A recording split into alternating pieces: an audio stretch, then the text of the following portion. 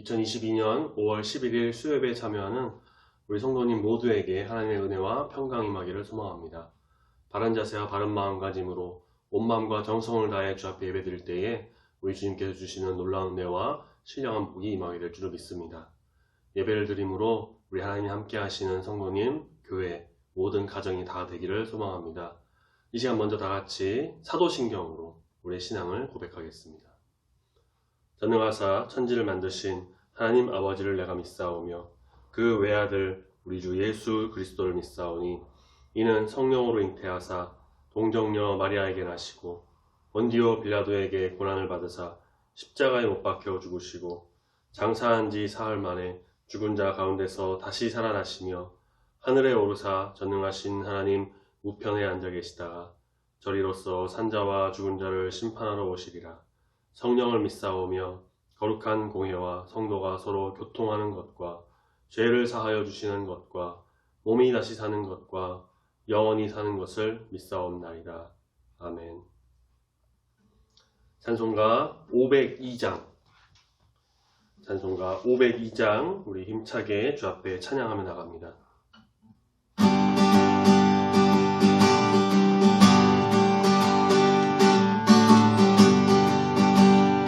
사자들이여 벗어가서 어둠을 물리치고 주의 진리 모르는 백성에게 어둠의 빛처럼 빛의 사자들이여 어둠의 빛처럼 죄로운 밤 밝게 빛처럼 빛의 사자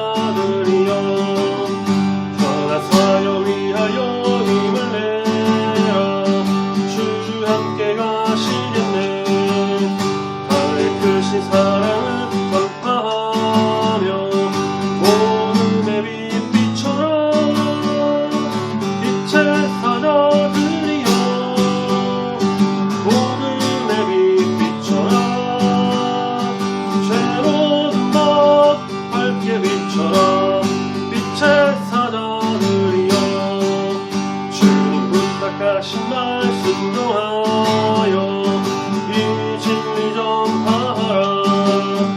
산을 넘고 물 건너 힘을 다해 어둠의 빛처럼 빛의 사자들이여 어둠의 빛처럼 죄로운 밤 밝게 빛처럼 빛의 사자들이여 동서남북 어디나 땅끝까지 주님만 의지하고 늙어도 보는 백성에게 어둠의 빛처럼 빛의 사자들이여 어둠의 빛처럼 죄로운 밤 밝게 빛처럼 빛의 사자들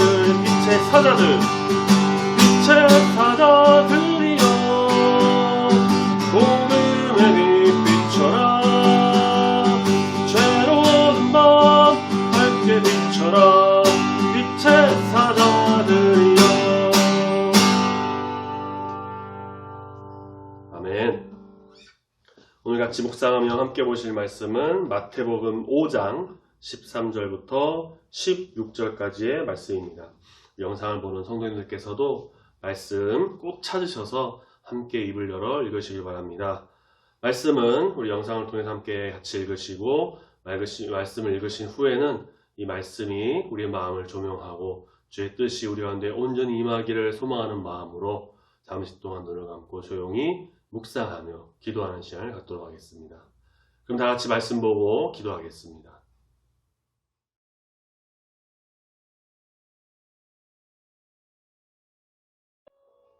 너희는 세상의 소금이니 소금이 만일 그 맛을 잃으면 무엇으로 짜게 하리요?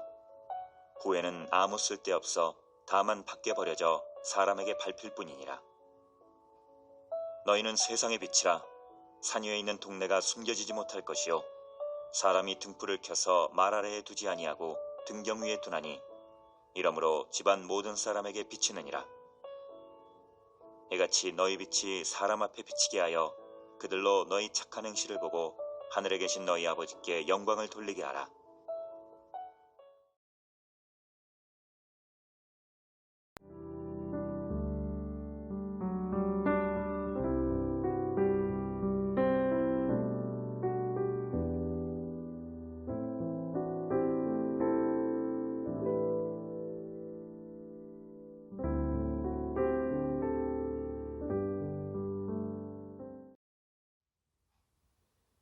예수님 오시기 전 구약시대의 배경이 되는 고대 근동이나 예수님 오신 후 고대 로마 제국 시대, 그리고 계속 이어져 오는 현대의 어떤 최첨단 과학 시대에도 오늘 말씀에서 보는 이 소금, 빛, 이 두 가지는 여전히 우리 삶에 있어서 없어서는 안 되는 가장 필수적인 것이라고 할 수 있습니다. 제가 이전에 부교육자로 있었던 교회 이름도 빛과 소금 교회이기도 한데요. 소금 같은 경우는 먼저 음식에 맛을 줍니다. 김치찌개나 삼겹살 구워 먹거나 혹은 다른 어떤 요리를 할 때에도 이 간이라는 것을 맞추기 위해서, 음식의 맛을 내기 위해서 소금은 거의 절대적으로 필요합니다. 적당한 양의 소금을 넣으면 그 맛이 확 올라가죠. 또 소금은 부패를 방지합니다. 부패를 방지한다는 것은 청결하게 한다는 것과 좀 비슷한데, 청소를 할 때도 간혹 소금을 사용하면 좀 깨끗하게 할 수 있다고 하죠. 우리나라 조선시대에도 소금이 한때 금보다도 더 귀한 것으로 여겨질 때가 있었다고도 합니다. 자, 그럼 빛은 어떤가요? 만약에 빛이 없다면 우리는 어떤 삶을 살게 될까요? 만약에 빛이 없으면 지금도 이렇게 환하게 이 예배 영상을 녹화하고 있을 수가 없겠죠. 빛은 어둠을 몰아내고 모든 것을 밝게 합니다.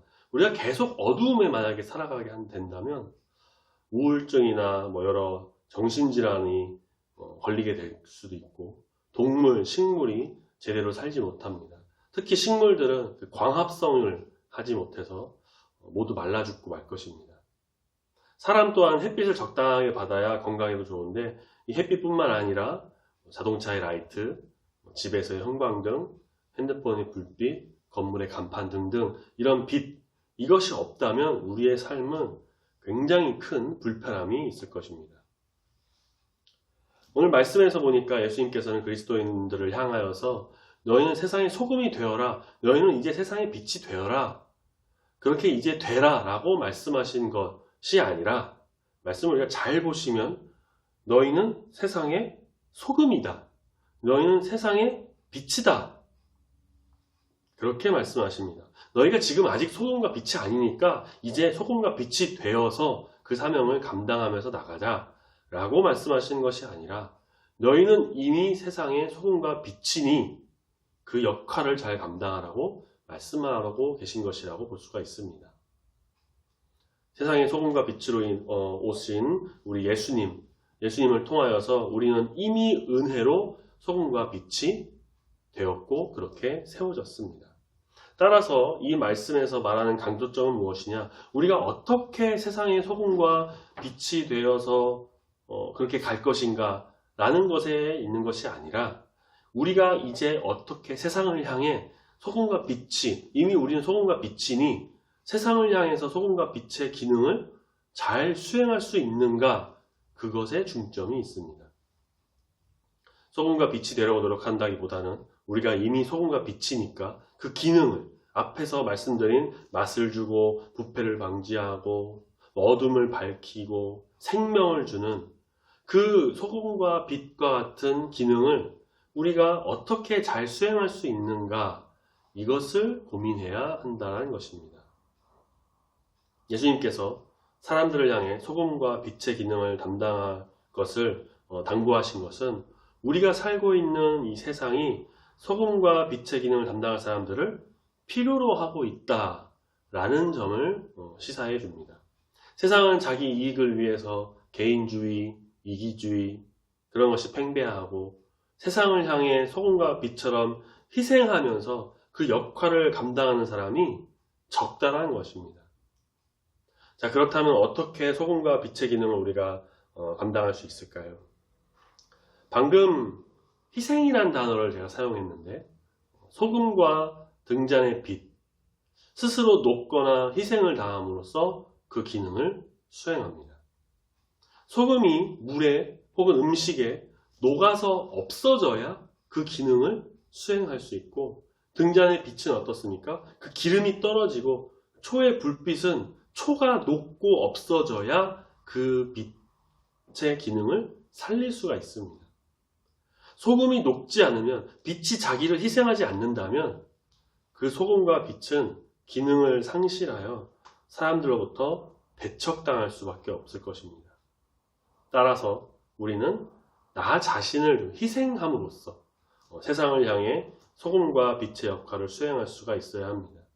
예수님께서 이 세상에 참 소금과 참 빛으로 오셔서 세상을 위해 자기 자신을 희생함으로써, 그렇게 희생시키심으로써 세상을 구원하셨던 것처럼 그리스도인들도 어떻게 해야 되느냐? 세상의 죄와 오염을 방지하기 위해, 세상의 죄악을 드러내고 깨끗한 세상을 만들기 위해 자신을 희생할 줄 알아야 한다는 것입니다. 우리는 예수님의 제자이기에, 예수님을 본받아 그 삶을 따라가는 자가 되어야 하기에 예수님의 이 희생을 본받아 우리를 희생하여서 소금과 빛의 역할을 잘 감당할 수 있어야 할 것입니다.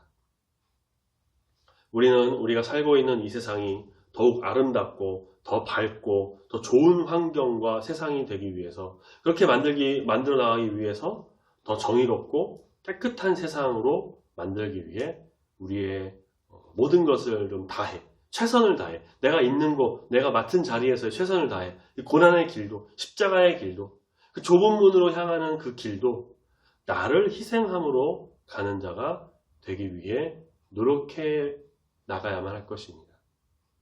물론 쉽지 않을 것입니다.